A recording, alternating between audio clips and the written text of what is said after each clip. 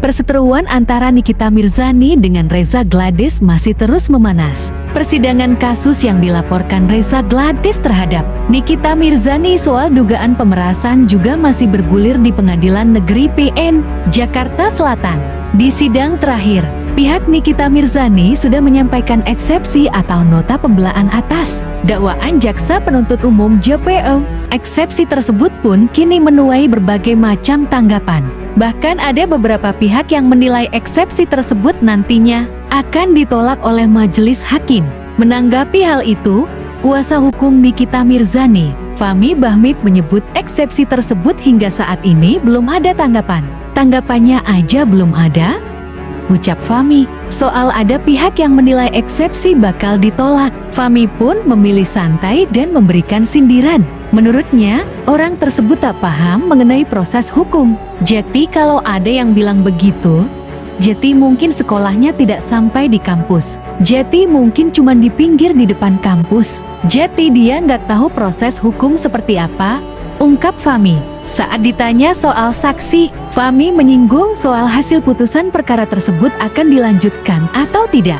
Jika dilanjutkan, kata Fahmi, saksi tersebut akan dihadirkan oleh Jaksa Penuntut Umum JPO, bukan dari pihaknya.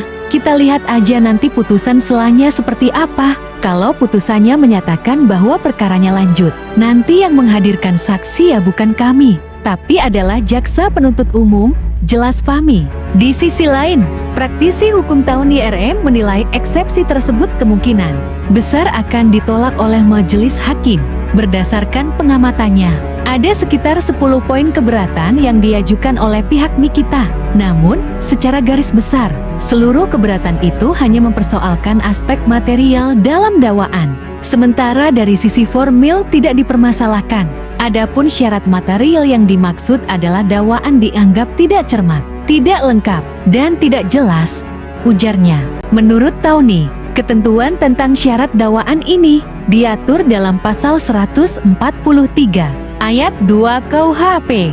Dalam pasal tersebut dijelaskan bahwa secara formil, surat dakwaan wajib mencantumkan identitas lengkap terdakwa, mulai dari nama, tempat dan tanggal lahir, umur, kebangsaan, hingga tempat tinggal.